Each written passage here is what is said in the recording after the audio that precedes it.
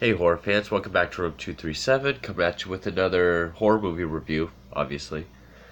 And this time this is a movie I wanted to do around Halloween time. I never got around to it, or I kept forgetting about it rather. Rob Zombie's 31, which I picked up recently to review it for Halloween, but I forgot about it. Now, real quick, if you follow my channel, I have reviewed House of a Thousand Corpses and both of his Halloween films. I own Devil's Rejects. I have not reviewed it yet. I saw Lords of Salem when it first came out. I redboxed it. Haven't seen it since, and I don't own it. And I have not yet got Three from Hell. And the thing is, I used to be a big Rob Zombie fan. I still really enjoy his music, but his films, the more I watch them and the more I see, just the more I'm turned off. Like I watched Cody Leach. Cody Leach did a review for this. I watched his review. He had some great points. Go check out his video. And I agree with what he said about this. This is one of his most frustrating films because there is good excuse me. There is good stuff in this. There really is. Now, it's not as mature as, say, Lords of Salem. I would say that was his most mature, serious film. And at the same time, this is like Rob Zombie porn. I mean, if you like Rob Zombie movies, look no further than this. And I mean, I haven't seen Three from Hell yet, but all the Rob Zombie isms that he's sort of become known for in film, all present in this and kicked up to 11. Everything from takes place in the 70s, Deep South. You got your a mix of your sleazy redneck characters. You got cameos, frequent actors that have collaborated with him before. Of course, with Sherri Moon being number one. Classic rock songs. The dialogue, which I think is the biggest problem. I'm not a prude when it comes to profanity. I mean, I swear in my videos. I love Scorsese and Tarantino films. South Park is my favorite TV show of all time. Has been for almost 20 years. But when almost all your dialogue is really like, we're a fucking pussy cunt, dick, fuck, pussy, motherfucking cock, fuck you with the skull, fuck hole fucks. When that's your whole dialogue, it stops being dialogue. It just becomes words. That is very present in this. But I will say the things I liked about this are better than the pros of other films I like. Like, for a while I said House of a Thousand Corpses was my favorite zombie film. It might still be, but this is getting to be a close second. Devil's Rejects I think I like, but I think it's overrated, and I think the horror shock value feels forced in that film.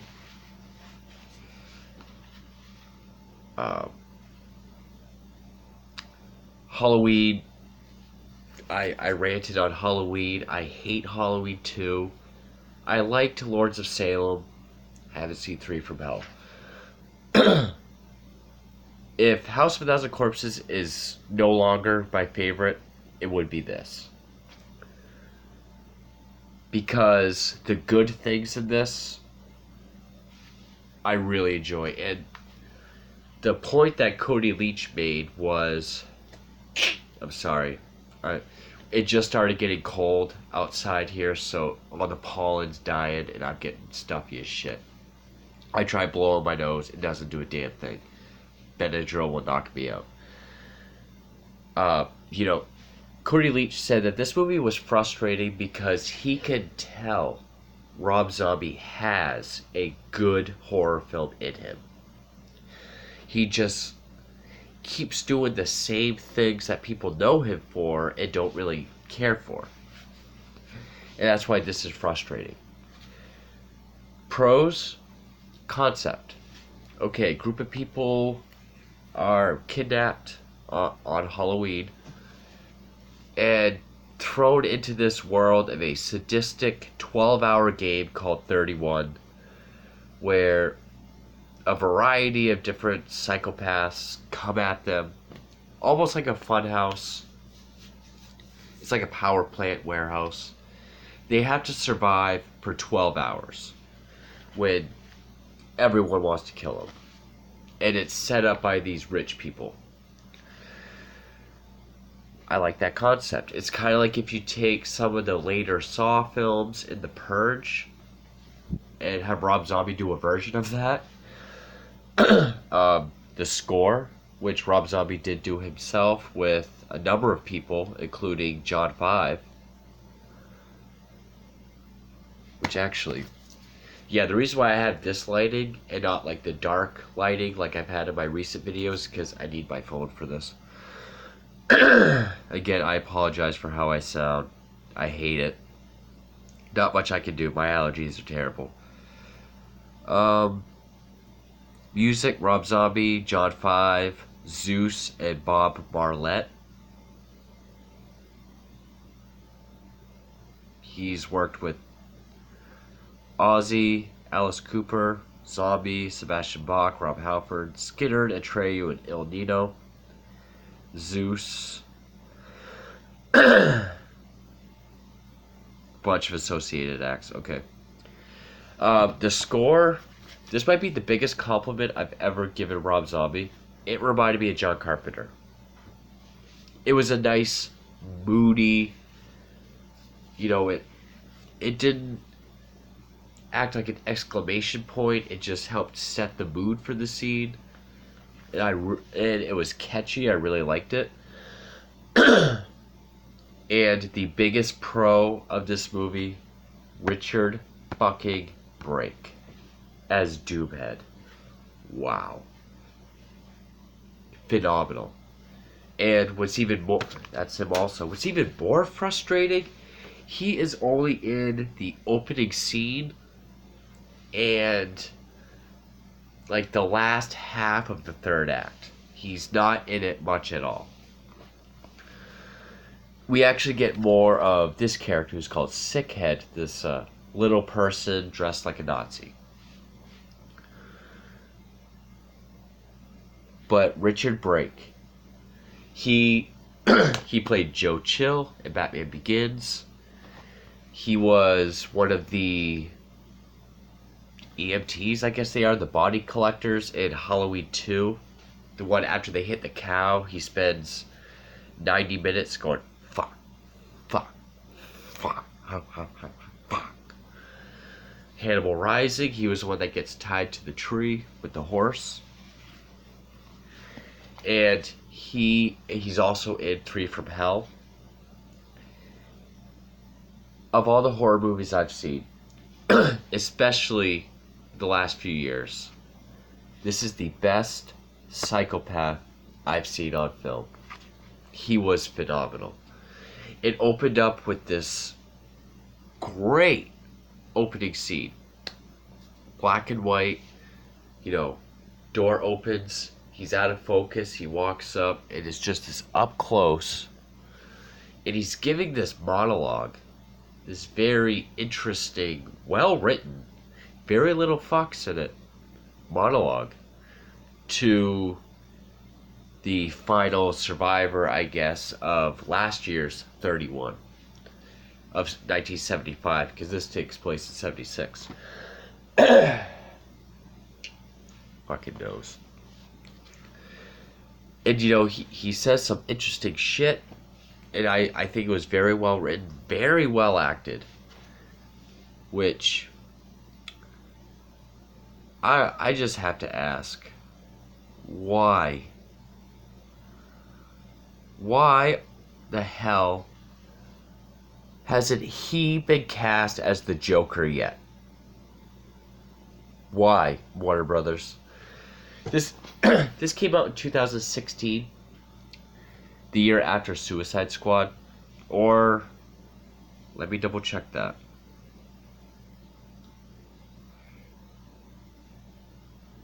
Same year as Suicide Squad. Okay. Same year as Suicide Squad.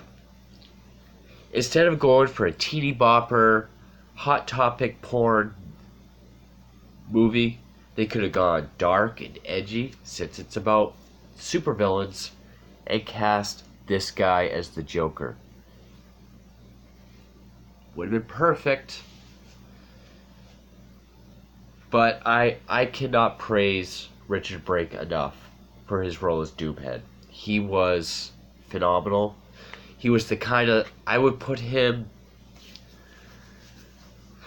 That's actually close. Maybe not as good as Heath Ledger's Joker, but as much as when he's on the screen, he makes the movie. Up there with Ledger. I mean, obviously this is not The Dark Knight. It's not as good. It's a good Rob Zombie film. And once you get past the profanity and the setup, because the setup,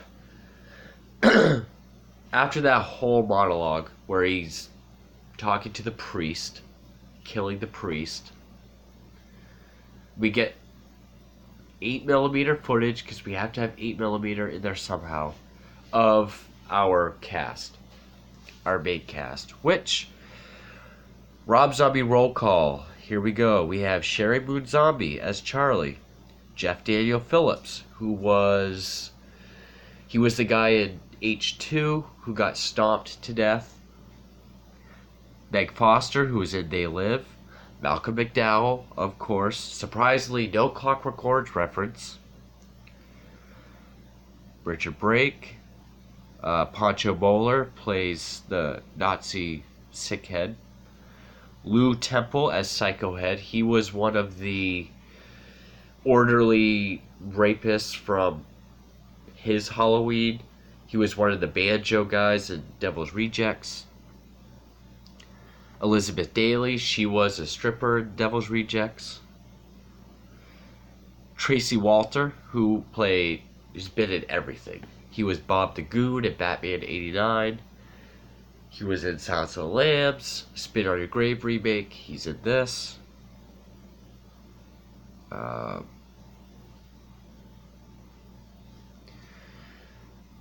It's everyone I recognized. Oh, plus the two sisters that's with Malcolm McDowell. I think they were in some older horror movies as well. But anyway, so those I just mentioned without head at the end of their name, they're carnival. They're carnies. Oh, and the driver of the RV was the chicken fucker salesman from Devil's Rejects. And you have your Chainsaw Massacre set up. They're smoking pot in this RV van, doing their own thing. They stop to get gas. They talk to someone who they will see later once the events start to unfold. And then, of course, they're attacked. They're in this really cool set. This really cool, like, fancy, like, French Revolution, bourgeois kind of set. And that's where we get Malcolm McDowell, Jade Carr, and Judy Geeson. I mean, they have like the big white, like, powder wigs, the white powder face, and the ruffles, and the total 1800s. They're the ones that do 31, an annual 12-hour game on Halloween, where they take a group of people, they put them. This is why it's like Saw, because every time someone gets killed, they like advance to another room. There's like gates, and Malcolm McDowell and the sisters, because he plays father murder, and there's like sister dragon, sister serpent. They can see and hear and communicate through a PA system while these characters come out at them. And then you have, your sort of slasher, torture porn, Rob Zombie movie. Where, yeah, you get like the little Nazi dude who speaks German. Then you got like Psycho Head and the other one who were like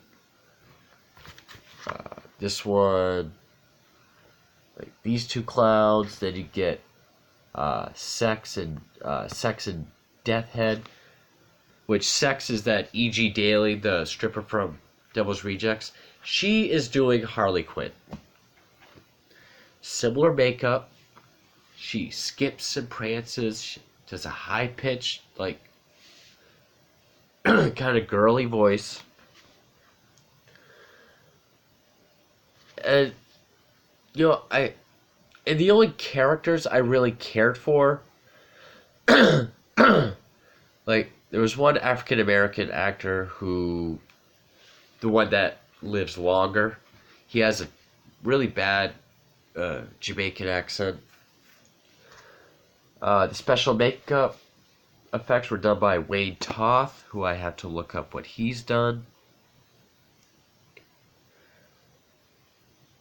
Wayne Toth effects. Let's see what else he's done.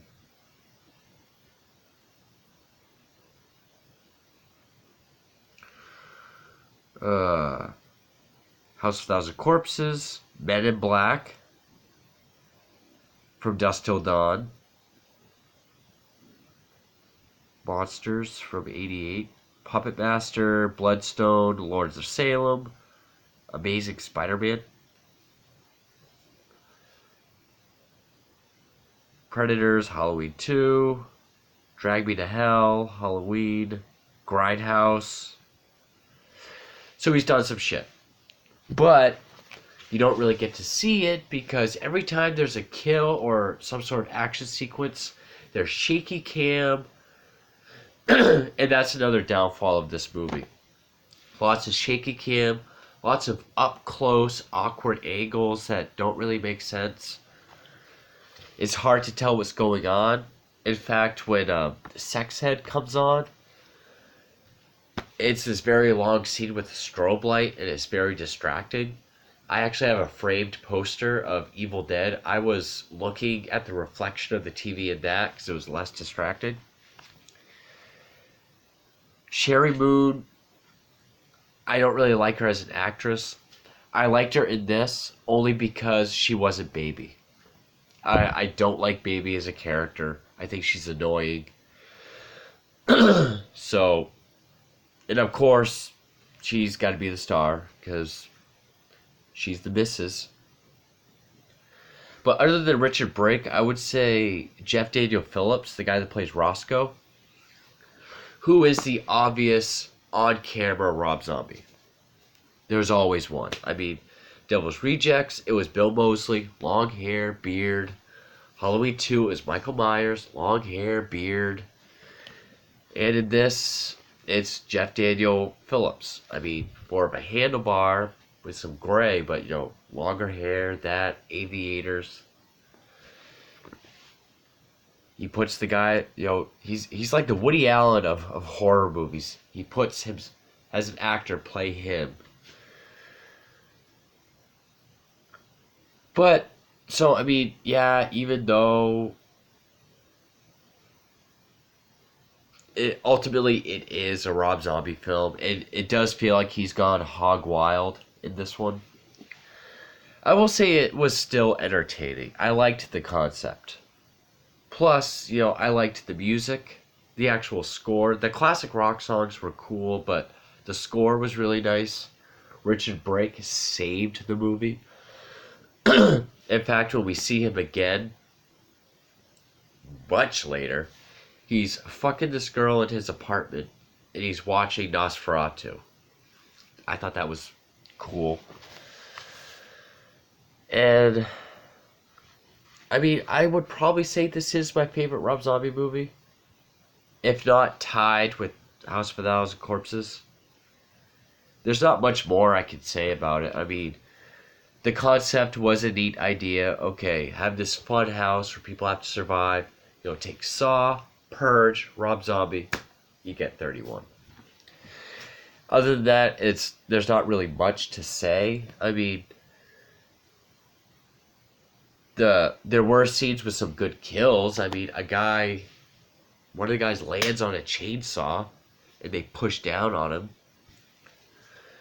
Of course, you get your serial killer reference, like in Devil's Rejects. Bill Moseley says, "I'm the devil, I'm here to do the devil's work." It's what Tex Watson said during the Manson murders.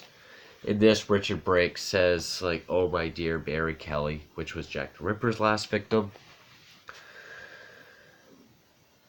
It's everything you would expect from Rob Zombie, but there are some good surprises in it. The score and Richard Brake. And I would say Malcolm McDowell, he wasn't over the top like he was in Silent Night, which is a zombie film, or the second Silent Hill movie. He was a better villain than, well, obviously Loomis wasn't the villain, but he was terrible in H2. I kind of like to think maybe that's what old Alex is like from Clockwork Orange. Because he does have young naked girls kind of standing and posing like statues, kind of like Clockwork Orange. But yeah, it's everything you would expect, but it's kind of weird because his stereotypes goes up to 11. Even stuff I'm not even a fan of when he does.